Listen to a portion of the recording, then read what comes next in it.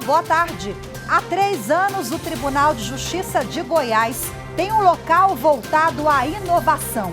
A ideia surgiu de olho na criação de ferramentas para melhorar a prestação jurisdicional. Eu sou Rafaela Vivas e o Jornal da Justiça de hoje nós vamos conhecer o Laboratório de Inovação do TJ Goiás.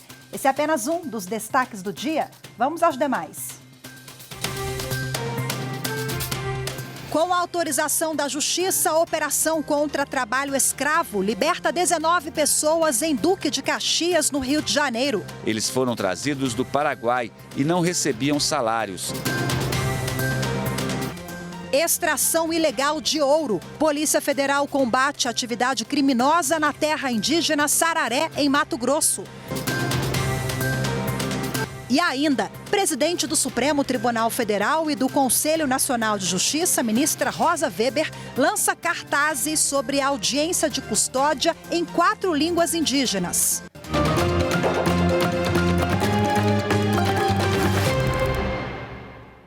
A presidente do Supremo Tribunal Federal e do Conselho Nacional de Justiça, ministra Rosa Weber, foi hoje de manhã a uma comunidade indígena em Tabatinga, no Amazonas. A ideia é aproximar o poder judiciário dos povos originários da região.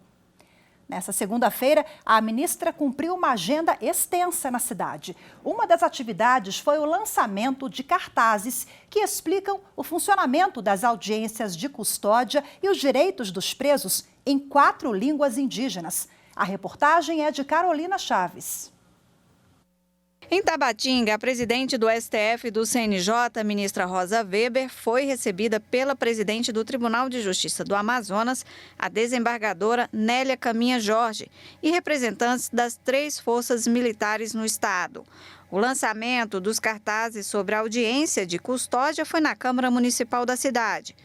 O material aborda na língua indígena o funcionamento da audiência de custódia e os direitos das pessoas presas, com informações sobre o trabalho, renda, educação, saúde, benefícios socioassistenciais e prevenção à violência. O evento contou também com a participação de lideranças indígenas da região. O objetivo é promover o acesso dessa população ao sistema de justiça e respeitar a diversidade cultural e linguística. A tradução dos cartazes para a língua indígena faz parte do programa Fazendo Justiça do Conselho Nacional de Justiça. Ainda na Câmara Municipal, a ministra participou do lançamento do Escritório Social, que é um espaço de atendimento assistencial para pessoas que deixam a prisão e de seus familiares, promovendo a inclusão do ex-detento. A ministra Rosa Weber também recebeu o título de cidadã de Tabatinga e visitou as instalações do sistema prisional. Ao todo, 92 pessoas estão detidas no presídio de Tabatinga, entre elas 12 indígenas. A ministra Rosa Weber conversou com os detentos e verificou a situação dos presos. Segundo a presidente do STF e do CNJ, ela vai analisar as dificuldades com as autoridades locais. A ministra também indagou sobre o processo envolvendo os homicídios do indigenista Bruno Pereira e do jornalista Dom Phillips. Segundo a PF e a Justiça Federal, apesar da complexidade do caso e da dificuldade de infraestrutura, o processo segue o curso normal. O Ministério Público Federal apresentou ao Supremo Tribunal Federal denúncias de mais de 150 pessoas, entre executores e incitadores dos atos antidemocráticos do dia 8 de janeiro. As informações com a repórter Érica Picelli.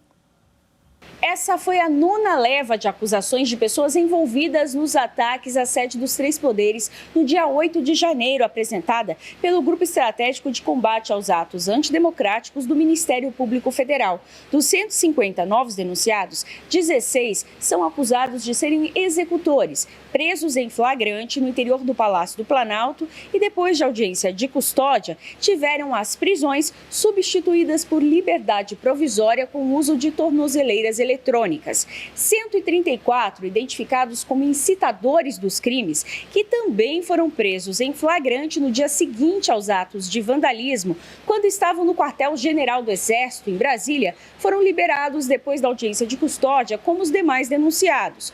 No total, já foram denunciadas 1.187 pessoas e o trabalho ainda continua. A Polícia Federal realiza hoje, em Pontes e Lacerda, Mato Grosso, mais uma fase da Operação Alfeu. Desta vez, em atuação conjunta com o Exército, Polícia Militar Ambiental e FUNAI. A ação tem como objetivo reprimir a atividade criminosa de extração ilegal de ouro e de usurpação de bens da União em toda a extensão da terra indígena Sararé. A ação vai apreender as máquinas encontradas em boas condições e passíveis de serem retiradas do meio da mata. Os equipamentos serão destinados aos órgãos públicos e às prefeituras dos municípios vizinhos à área degradada, conforme determinação judicial. Por outro lado, bens sem valor monetário expressivo ou de difícil remoção serão inutilizados na hora com o intuito de cessar a atividade criminosa. A Justiça Federal do Rio de Janeiro autorizou uma operação contra trabalho escravo em Duque de Caxias. Os policiais libertaram 19 pessoas que eram forçadas a trabalhar numa fábrica clandestina de cigarros. Acompanhe mais detalhes com Anderson Arcoverde. Segundo a Polícia Federal, a fábrica em Duque de Caxias tinha grande capacidade de produção e era responsável pela distribuição de cigarros falsificados em todo o estado. Os 19 trabalhadores resgatados viviam na própria fábrica, sem condições de higiene e eram forçados a trabalhar 12 horas por dia, 7 dias por semana. Eles foram trazidos do Paraguai e não recebiam salários. Ainda segundo a Polícia Federal, até o momento ninguém foi preso. Os envolvidos poderão responder pelos crimes de tráfico de pessoas, redução à condição análoga à escravidão, fraude no comércio e sonegação. Agora vamos falar sobre a situação de famílias que moram em Petrópolis, no Rio de Janeiro.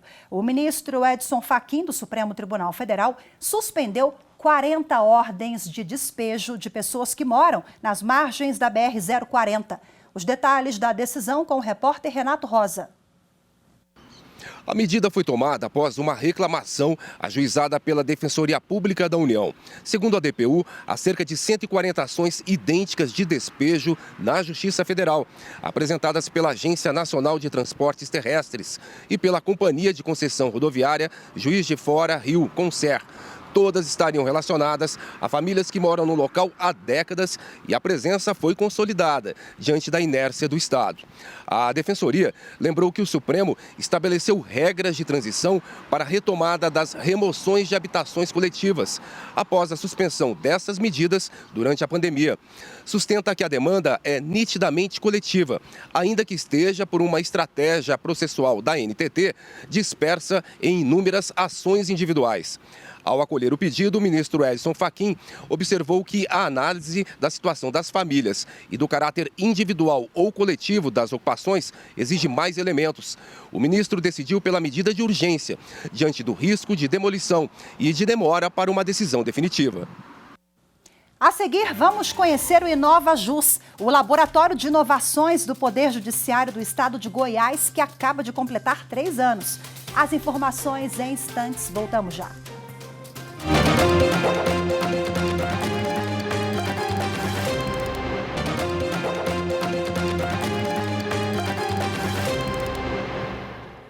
O Poder Judiciário tem se destacado e tem buscado soluções soluções criativas para melhorar o atendimento ao jurisdicionado. Em Goiás, uma iniciativa que acaba de completar 3 anos tem se destacado no estado. É o InovaJus, o Laboratório de Inovações do Poder Judiciário. Saiba mais detalhes com Evne Araújo.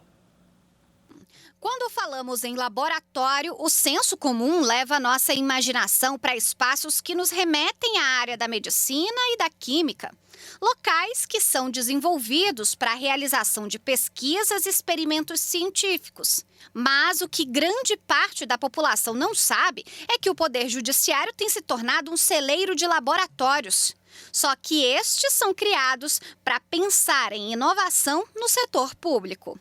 São ferramentas de estratégia para trazer mais rapidez para a prestação jurisdicional, ampliar a transparência, melhorar procedimentos, avançar em tecnologia e no acesso à justiça. O Poder Judiciário de Goiás vive essa realidade desde que foi criado o InovaJus, que é um espaço de compartilhamento colaborativo que vem desenvolvendo nos últimos 3 anos diversas ações com foco na excelência da justiça. O tribunal tem tido um papel, acho, fundamental para essa mudança de cultura, porque ele tem sido um fomentador do processo de criatividade, de valorização da inteligência coletiva e principalmente de agregar os atores da justiça, né? Não só internos, magistrados, servidores, mas também os advogados, OAB, Ministério Público, no sentido de pensar os problemas do judiciário e achar soluções criativas, né? Os projetos desenvolvidos no InovaJus têm ganhado repercussão por pensar um judiciário fora da caixa, como em práticas que estabelecem uma linguagem mais simples nos processos ou no uso da inteligência artificial para acelerar a eficiência na prestação jurisdicional. Para o crescimento do laboratório é necessário o apoio da gestão do órgão. Desde que assumiu a presidência, o desembargador Carlos França criou o Comitê Gestor e o Comitê Executivo de Inovação e Inteligência, além de ter incentivado projetos e práticas que melhorem o trabalho do corpo funcional e de toda a magistratura e participado de diversas ações do InovaJus, como nessa produção de um podcast falando sobre inovação. É uma experiência única no sentido de que está demonstrado que a atuação conjunta na mesma direção de todos faz o sucesso da empreitada acontecer. Bom, e agora para a gente conhecer um pouco mais o InovaJus, a repórter Evne Araújo conversou com o juiz auxiliar da presidência do Tribunal de Justiça de Goiás, Reinaldo Dutra, que também é o coordenador do Laboratório de Inovação. Vamos acompanhar a conversa. Doutor Reinaldo Dutra, juiz auxiliar da presidência e coordenador do InovaJus do Tribunal de Justiça de Goiás. Muito obrigada por estar conosco aqui no Jornal da Justiça. Eu que agradeço, Evne, esse importante espaço que é cedido ao Tribunal de Justiça do Estado de Goiás para falar de um instrumento tão importante como o Laboratório de Inovação.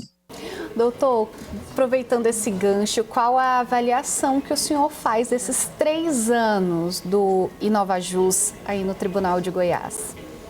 Então, a avaliação para nós aqui é muito positiva, porque o Laboratório de Inovação, ele permitiu que a gente conseguisse construir um ambiente horizontal e totalmente permitisse às pessoas que participassem da construção de soluções e resolvemos efetivamente muitos problemas complexos que são apresentados à alta administração. Qual o reflexo das ferramentas criadas pelo laboratório no dia a dia do tribunal? Então, ela teve muito impacto em diversas áreas, né? Porque nós temos muitas frentes de atuação. A gente trabalha na melhoria da comunicação, né? Uma linguagem simples. A gente trabalha também com ferramentas que padronizem atos jurisdicionais, como melhoria no atendimento do plantão judicial. Então, o Tribunal de Justiça, além de realizar essas entregas efetivas, também construiu aqui no seu ambiente de trabalho uma cultura da inovação, que envolveu muitos magistrados e servidores aqui da instituição. E essas demandas, né, elas são sugeridas para o laboratório? Qual o canal, né, que as pessoas podem participar efetivamente da elaboração dessas ferramentas inovadoras? Há várias portas de entrada, sabe, Eve? No início, quando o laboratório ainda estava engatinhando, nós publicamos um edital para ouvir da sociedade, recepcionar quais seriam os problemas, para que daí a gente pudesse construir. Recebemos muitas solicitações e disso a gente conseguiu direcionar a nossa atividade para aquilo que realmente a sociedade esperava de nós. Atualmente, nós temos as nossas diretorias de área, por exemplo, a Diretoria de Planejamento e Inovação, que hospeda o Laboratório de Inovação. a diretoria geral, a diretoria de tecnologia da informação, a diretoria de estatística e ciência de dados, que demandam muito o laboratório para que dentro do laboratório a gente consiga gestar soluções para os problemas pontuais que eles enfrentam diariamente. Vocês hoje trabalham com parcerias? Tem parceiros nessas iniciativas inovadoras? Sim, os nossos principais parceiros atualmente são as universidades, né? Nós temos parcerias com a Universidade Federal de Goiás, nós estamos também desenvolvendo uma parceria com a Universidade do Mato Grosso, mas também a gente dialoga muito com as instituições, com a Ordem dos Advogados do Brasil, com a Defensoria Pública e com o Ministério Público Estadual. Então, a gente, ouvindo esses atores externos, a gente consegue firmar parcerias efetivas, como nas universidades, que elas vão desenvolver soluções para a gente, e também dialogamos com essas outras instituições que pertencem ao sistema de justiça. E 3 anos de muito trabalho, mas pensa-se muito em futuro, né? Como o senhor imagina o futuro do Laboratório de Inovação nos próximos anos? Então, se a gente continuar crescendo na mesma escala, né, assim, não dá nem para imaginar, né, o tamanho de conquistas que o laboratório pode proporcionar para a sociedade. Mas aqui a gente já tem oficinas programadas para tentar desburocratizar serviços, simplificar documentos, incrementar a Berna, que é a nossa inteligência artificial. Então, essas pequenas iniciativas acabam proporcionando grandes resultados e a gente espera que o InovaJus do Tribunal de Justiça do Estado de Goiás consiga entregar isso para a sociedade, porque a sociedade merece um serviço de melhor qualidade sempre. Doutor Reinaldo Dutra, juiz auxiliar da presidência e coordenador do InovaJus do Tribunal de Justiça de Goiás, muito obrigada pela participação e pela gentileza de conversar conosco. Eu que agradeço a você, Evelyn, e a TV Justiça pelo espaço. Obrigado. A seguir, policiais e militares não podem advogar em causa própria. As informações sobre essa decisão do Supremo Tribunal Federal em instantes. Voltamos já.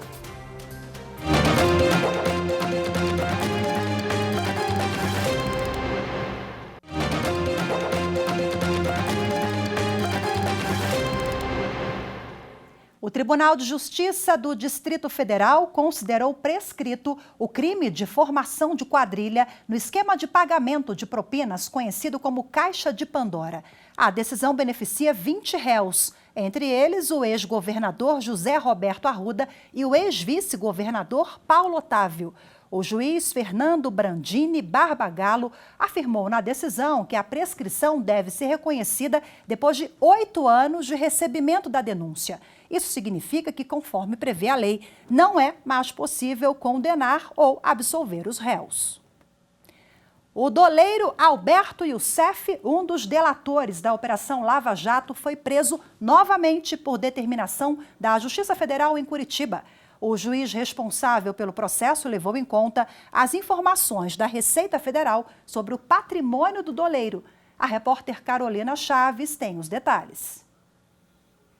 Na decisão, o juiz afirma que o relatório da Receita evidencia que o CEF não devolveu aos cofres públicos todos os valores desviados e que suas condições atuais de vida são totalmente incompatíveis com a situação da imensa maioria dos cidadãos brasileiros e que o simples fato do doleiro possuir vários endereços e que estaria morando na praia já demonstra uma situação privilegiada e incompatível com todas as condenações já proferidas em matéria criminal. De acordo com a decisão, o doleiro é considerado um investigado com alta periculosidade social e caráter voltado à prática de crimes financeiros de colarinho branco.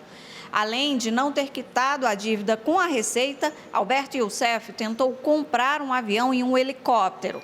O doleiro foi preso pela Polícia Federal em Itapoá, no litoral de Santa Catarina. Ele será levado para Curitiba para uma audiência de custódia. A prisão preventiva de Youssef foi decretada para garantir a aplicação da lei penal e a ordem. Também foi determinada a retomada de 13 processos que estavam suspensos pelo prazo de 10 anos após acordos de delação com o Ministério Público Federal. Agora, o doleiro responde a 28 processos na Lava Jato e as penas somam mais de 32 anos de prisão. O Supremo Tribunal Federal declarou a inconstitucionalidade de trechos do Estatuto da Advocacia que autorizavam policiais e militares na ativa a advogar em causa própria. A decisão foi tomada em julgamento no plenário virtual. A reportagem é de Evne Araújo. Na ação no Supremo Tribunal Federal, o Conselho Federal da Ordem dos Advogados do Brasil alegava que as alterações feitas no Estatuto da Advocacia no ano passado eram inconstitucionais. A mudança autorizava o exercício da advocacia em causa própria por policiais e militares na ativa. A OAB argumentava que a normativa considera algumas atividades incompatíveis com a advocacia. Isso inclui profissionais ligados às polícias, integrantes do Judiciário e do Ministério Público. O motivo é evitar a possibilidade de tráfico de influência e redução da independência profissional. O caso foi julgado em sessão do plenário virtual. A relatora da ação, ministra Carmen Lúcia, aceitou o pedido da OAB.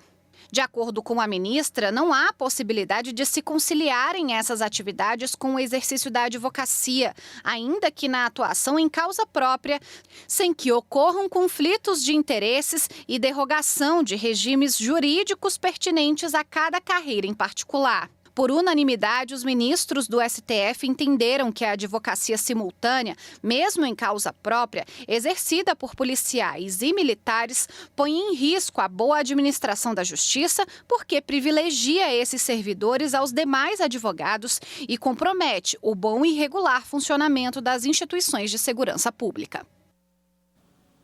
A primeira turma do Tribunal Superior do Trabalho rejeitou o recurso de um aeroviário paulista que pedia reintegração ao emprego. Ele alegou que sua dispensa pela Gol Linhas Aéreas foi discriminatória por ter sido diagnosticado com câncer de tireoide. Anderson Conrado traz os detalhes. O aeroviário era responsável por elaborar as escalas de trabalho na Gol. Na ação, ele contou que a dispensa ocorreu em 1º de junho de 2011, com homologação no dia 28 do mesmo mês. No entanto, durante o aviso prévio, o profissional recebeu o resultado de um exame médico realizado no mês anterior, atestando o diagnóstico de câncer na tireoide. O juízo de primeiro grau condenou a Gol a reintegrar o empregado por entender que a empresa sabia das alterações nos exames clínicos. O colegiado também entendeu que o aviso prévio, ainda que indenizado, integra o contrato de trabalho para todos os fins. Mas o Tribunal Regional do Trabalho da 2ª Região em São Paulo reformou a sentença. O TRT considerou que, ao ser dispensado, o trabalhador ainda não havia sido diagnosticado com a doença. Quando isso ocorreu, o ato já havia sido formalizado, ainda que a rescisão não tivesse sido homologada. Além disso, apontou que o câncer de tireoide não provoca estigma ou preconceito. Na avaliação do TRT, a condição do empregado no momento da rescisão contratual não interferiu na decisão relativa à dispensa e, por isso, não teria ocorrido discriminação. O fato de a empresa saber das alterações em seus exames clínicos por si só não teria o poder de reformular esse entendimento. O relator do recurso do profissional na primeira turma do TST foi o ministro Hugo Scheuermann. Ele explicou que, de acordo com a jurisprudência do TST, presume-se como discriminatória a dispensa de empregado com doença grave, entre elas o câncer. Segundo o ministro, o que se visa é proibir a dispensa discriminatória e não conferir garantia de emprego a quem estiver acometido de doença grave que cause estigma. Com isso, a eventual circunstância de a doença vir a ser conhecida depois da dispensa não permite presumir que o ato em si tenha sido discriminatório. A decisão foi unânime. A discussão em torno de uma propaganda de ketchup foi parar no Superior Tribunal de Justiça. A 4ª turma decidiu que não há ilegalidade no uso de expressões exageradas usadas na peça publicitária. A reportagem é de Marina Campos. O colegiado considerou válidas as expressões Heinz, o ketchup mais consumido do mundo, e Heinz, melhor em tudo que faz, utilizadas pela Heinz Brasil nas ações de publicidade.